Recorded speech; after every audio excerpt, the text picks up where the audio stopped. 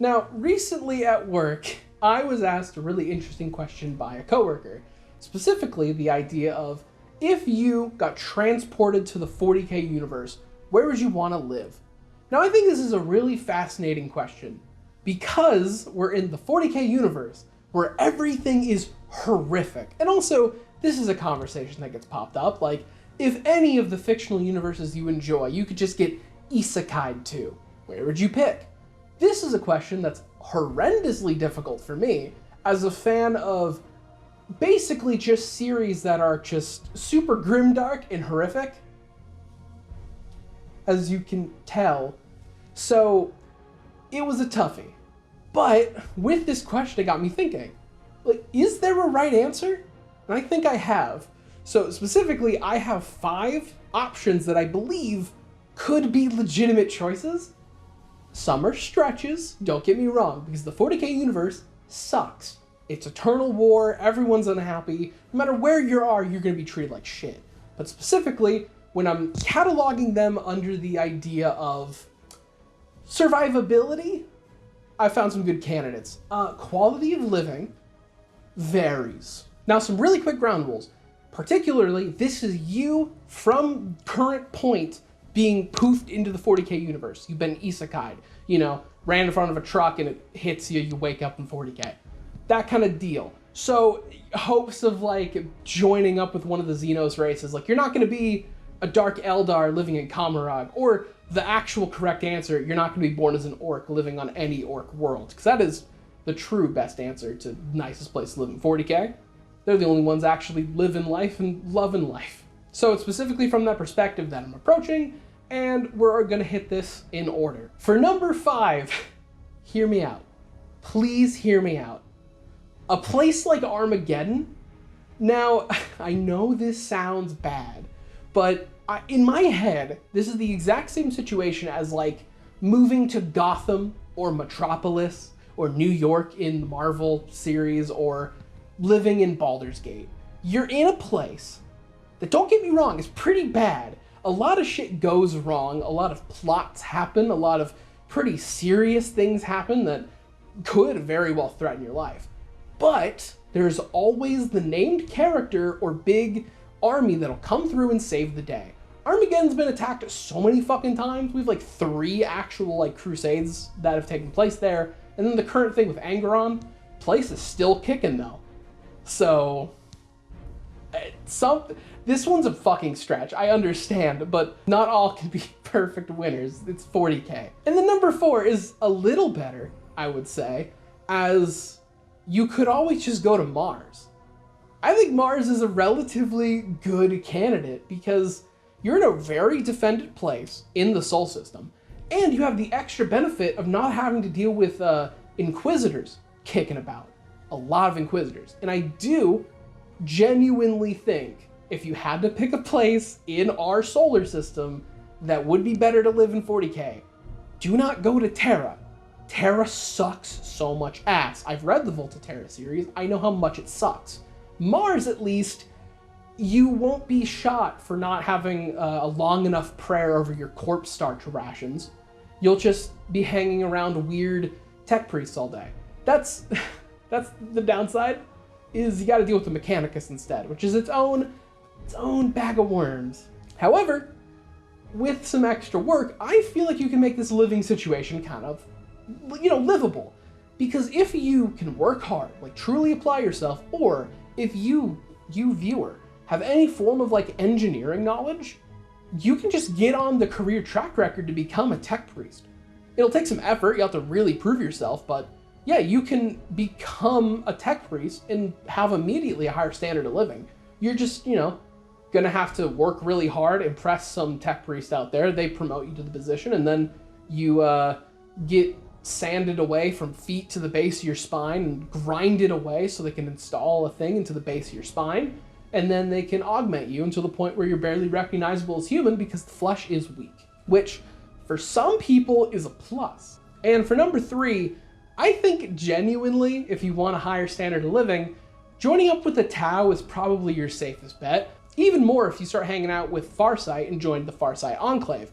They're a bit more, because at least in the Farside Enclave, you won't be immediately castrated. So that's a plus. And the Farside Enclave, even in their like territories, they actually have a planet that is entirely human-based. So even more, because Farsight has done some pretty good recruiting. Now, the Tau do actually have humans serving in them, even so far as they have human regiments in their army. It's not unheard of, where you can be treated pretty well. You're not gonna be as treated as perfect as a Tau because you're still operating in their caste system, which is pretty rigid. But you'll get some form of rights, the closest to it. All you have to do is give the platitudes to the greater good and really just go off on that. And specifically, actually, some fun little history on Farsight specifically. During that like Damocles Crusade, the first major engagement with the Tau, partway through the campaign, the Imperium just saw a bunch of Nids invading a nearby area, like Imperial space, and left, and ditched a fuck ton of guardsmen in like Tau territory. To where Farsight was like, all right, this is a pretty rough situation for you guys. You can surrender and join up with the Tau Empire and join our side, or you'll die. So obviously a lot of them went with, yeah, sure, we'll join. To where they got some relative freedoms, because fun fact, if you join up with the Tau, you can actually still worship the Emperor. It's not outlawed. The thing they do though, smartly, is they specifically go into the religion and get rid of the more xenophobic parts, which makes sense since they are aliens. They're gonna kind of lighten some stuff up so you can't really shit on them that they're aliens. So yeah, in this outcome, you're just gonna have to operate within a caste system, and honestly, worst case scenario, you get drafted into their human military regiment. And I mean, mandatory military service is kind of a given for joining anything in the 40k universe, so that should just not come as a shock. At least you're gonna get a genuinely good weapon and some serviceable armor, better than I can say about the Imperial Guard. And then next up is actually a place where I can consider this to be one of the nicer places to live.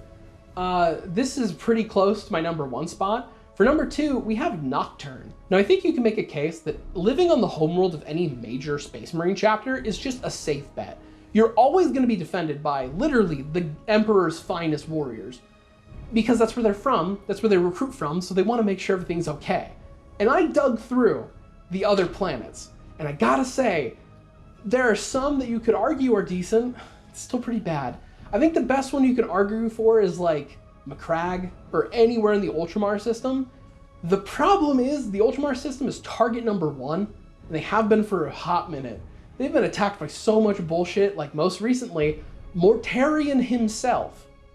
So right now, it's not a hot tourist destination because everything's kind of gross and plague-y. And then you have some other options, like, yeah, you could live on something like Fenris or Trigoris, but you're gonna have to live in a more like less technologically advanced area, and hopefully you're a badass warrior off rip because it's kind of what you need to survive. But for Nocturne, you have the bonus of living in like with the nicest Space Marine chapter. They're the kindest, and even more, they treat the people in Nocturne actually really well, because the Salamander Space Marines are allowed to keep in contact with their families. They get military leave. They have good relationship with the community. In fact, most likely you can get sponsored in some way and start learning a trade. You ever want to learn blacksmithing? I kind of do. If I had the money to, I actually probably would. I really like Forged in Fire, and I'm easily manipulated by certain media. So it's a good excuse to learn a trade. The downside, the major downside for me is this place is fucking hot. Oh my, it's lava covered and it's horribly, horribly hot. I cannot deal with the heat in any fucking way. I would rather die, to be honest. But for those of you who can, those of you in the more southern climates, this will probably be fine. And then lastly, #1, the spot I genuinely consider to be your best bet if in this isekai situation. A little planet known as Solemnis. You know, like the Solemnis Gallery, run by Trazyn the Infinite. Besides the fact that he's the most fun character, in this situation, your survivability is stupid high. Because if you can just manage to get your way in there, then worst case scenario, you get locked in a stasis vault and you're not aware of anything that's happening. So you're not gonna die. You're kind of really close to that edge, I'll be honest, but You're not going to get horribly tortured by Drukhari, eaten by Nids, also tortured by Chaos in any of the 4 patron gods. So it's something. And even then, if something bad does happen, like something life-threatening, the stasis will break on any of the weird things going on in the gallery, and then a Lich Guard will have you at like weapon point, and you have to go back in your cube. You know, that's fine.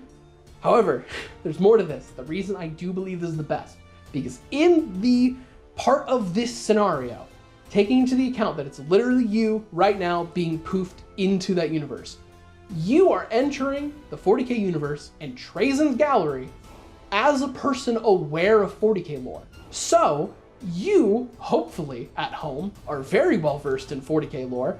You read the wikis, you watch the video, you read this book, so you can answer any weird historical question of Trazyn. Which means, best case, you're not getting put in a cube, you're being imprisoned by a cool robot. You're also most likely not going to become like best buddies with Trazyn. You're a human, he's a Necron, he believes he's superior in every fucking way, and also he's smarter than you. No matter what, he's one of the most intelligent beings in the galaxy. There's no way getting around it. But if you can just be the 40k wiki directed at this funny kleptomaniac robot man, that's something. He'll keep you around. But yeah, that's my list at least. If you have any other planets that you think would actually be good to live in 40k, please drop it in the comments. I think it's a really fun scenario, and I want to know. I have no clue why, but right here my audio completely killed itself, so whatever. So yeah, please let me know what you think. Where would you want to move to if you got isekai'd into 40k? I like this question a lot.